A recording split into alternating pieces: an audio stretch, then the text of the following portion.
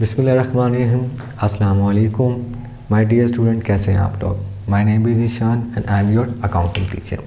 बेटा आज का हमारा टॉपिक है डेप्रिसिएशन, जो आईकॉम पार्ट 2 की बुक में चैप्टर नंबर बेटा 5 है।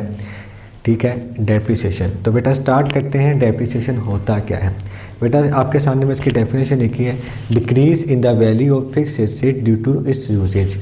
ठीक है, हम किसी भी फिक्स एसेट को जब हम यूज़ करते हैं तो उसके यूज़ की वजह से जो उसकी वैल्यू में बेटा कमी आती है तो वो क्या कहलाती है, डेप्रिसिएशन कहलाती है। बेटा डेप्रिसिएशन के साथ में लिखा फिक्स एसेट के साथ लिखा टेंजिबल एसेट, और डेप्रिसिएशन बेटा हमेशा टेंजिबल एसेट पे चार्ज की जाती है। जैसे कि आप लोग जानते होंगे, टेंजिबल एसेट वो एसेट होते हैं जिनको हम देख सकते हैं, छू सकते हैं और महसूस कर सकते हैं बेटा।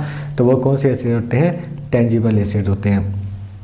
ठीक है, अब फॉर एग्जांपल बेटा डेप्रिसिएशन को मैं इस तरह समझाना चाहूँगा। फॉर एग्जांपल मैंने एक ये मार्कर परचेज़ किया। ठीक है, इस मार्कर को परचेज़ करके मैं लेके आया, इसको मैं जैसे जैसे इस्तेमाल करता रहा तो इसकी वैल्यू बेटा कम होती रही। ठीक है, फिर मैं इसको 100 पीस का लेके आया तो 2 मंथ बाद, 3 मंथ के बाद, 1 ईयर के बाद इसकी वैल्यू 100 पीस नहीं रहेगी, इसकी वैल्यू डाउन हो जाएगी। क्यों? क्योंकि इसको मैं यूज़ करता जा रहा हूँ। तो इसी तरह कंपनीज जब भी कोई एसेट परचेज़ करती हैं तो उसको परचेज़ करने के साथ उसके एक रेट ऑफ डेप्रिसिएशन डिसाइड कर लेती है उसके यूजेस के हिसाब से कि उस एसेट को उन्हें कितना इस्तेमाल करना है, उस हिसाब से उसके रेट ऑफ डेप्रिसिएशन को वो बेटा क्या कर लेते हैं, डिसाइड कर लेते हैं। 10%, 5%, कितने परसेंट भी उसने करना हो।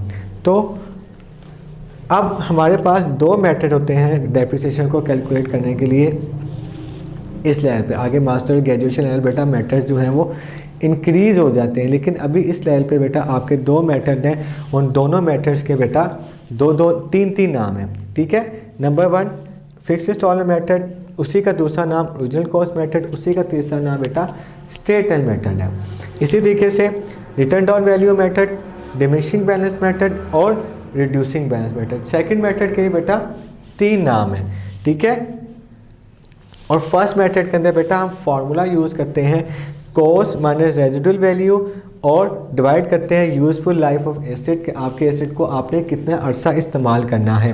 अच्छा बेटा, जो ये वाला मेथड होता है इसके अंदर सिर्फ रेट ऑफ डेप्रिसिएशन आता है, इसके अंदर फार्मूला नहीं लगेगा। जब भी आपको गिवन हो कि आपने इस मेथड के थ्रू डेप्रिसिएशन कैलकुलेट करनी है तो आपको रेट ऑफ डेप्रिसिएशन गिवन होगा।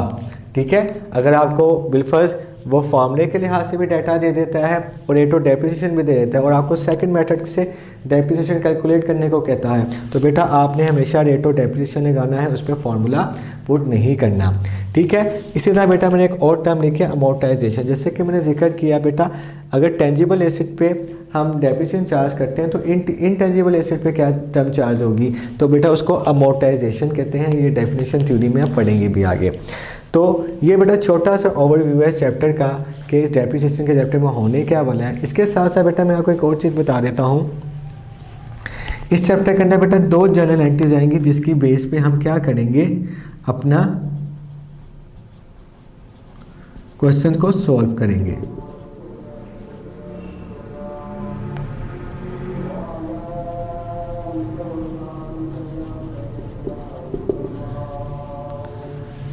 नंबर 1,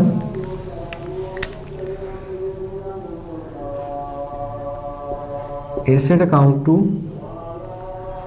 कैश या बैंक अकाउंट, और number 2 depreciation account to asset account. ठीक है, इन 2 एंट्रीज की बेस पे जो फर्दर हमारी वीडियो होगी इस पर देखेंगे। इन 2 एंट्रीज की बेस पे बेटा हम क्या करेंगे, डेप्रिसिएशन के क्वेश्चन को सॉल्व करेंगे। होप सो बेटा आपको समझ आई होगी। इंशाल्लाह अगली वीडियो देखें ताकि आप हम इसके न्यूमेरिकल को सॉल्व करेंगे और आपको अच्छे तरीके से समझ आ जाएगी। अल्लाह हाफिज़।